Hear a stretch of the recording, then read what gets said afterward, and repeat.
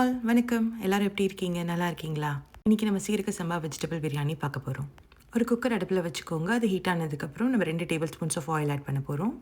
அப்புறம் நம்ம ஹோல் கரம் மசாலா ஆட் பண்ண போகிறோம். ஒரு வெங்காயம் நீல வாக்கில் கட் பண்ணி வச்சுருந்தேன், அதையும் இது கூட ஆட் பண்ணிக்கிட்டேன்.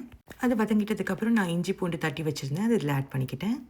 நெக்ஸ்ட் நம்ம ஒரு தக்காளி ஆட் பண்ண போகிறோம். தக்காளிக்கு அப்புறம் 3 பச்சை மிளகாய் கீறி வச்சுருந்தேன். இப்போவே நம்ம வெஜிடபிள்ஸ்லாம் ஆட் பண்ணிக்கலாம். நம்மளுக்கு வெஜிடபிள்ஸ்க்கு என்னென்ன ஆட் பண்ணியிருக்கேன் அப்படின்னா, carrot, beans and potatoes add பண்ணியிருக்கேன். ஒரு 2 நிமிஷம் வதங்கட்டும். ஃப்ரீசர்லேருந்து பச்சை பட்டாணி எடுத்துக்கிட்டேன், அதையும் இதில் நம்ம ஆட் பண்ணிக்கிட்டோம். ஒரு அரை கப். இது கூட நீங்கள் பன்னீர் ஆட் பண்ணிக்கலாம், மஷ்ரூம் ஆட் பண்ணிக்கலாம். இந்த வெஜிடபிள்ஸ்க்கு நம்ம உப்பு, மஞ்சத்தூள், அப்புறம் ஒரு teaspoon Kashmir red chilli powder and ஒரு டீஸ்பூன் கரம் மசாலா ஆட் பண்ணிக்கிட்டேன். இது கொஞ்சம் வதக்கி விடுங்க. அதுக்கப்புறம் நம்ம ஒரு 2 tablespoons of curd add பண்ண போகிறோம். ஆட் பண்ணிட்டதுக்கப்புறம் நம்ம வெட்டி வச்சுருந்த கொத்தமல்லி அண்ட் புதினா ஆட் பண்ணிக்கலாம்.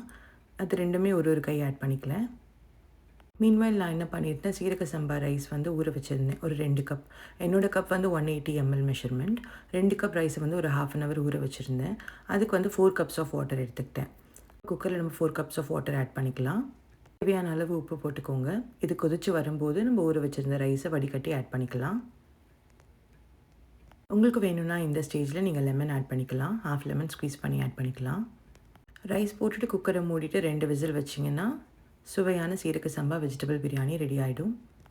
இது சீக்கிரமாக சுலபமாக செஞ்சிடலாம். ஈஸியாக லஞ்சுக்கு செஞ்சிடலாம். சண்டே லஞ்சுக்கு ஆகட்டும், இல்லை குழந்தைங்களுக்கு ஸ்கூலுக்கு அனுப்புறது ஆகட்டும், குயிக்காக பண்ணிடலாம்.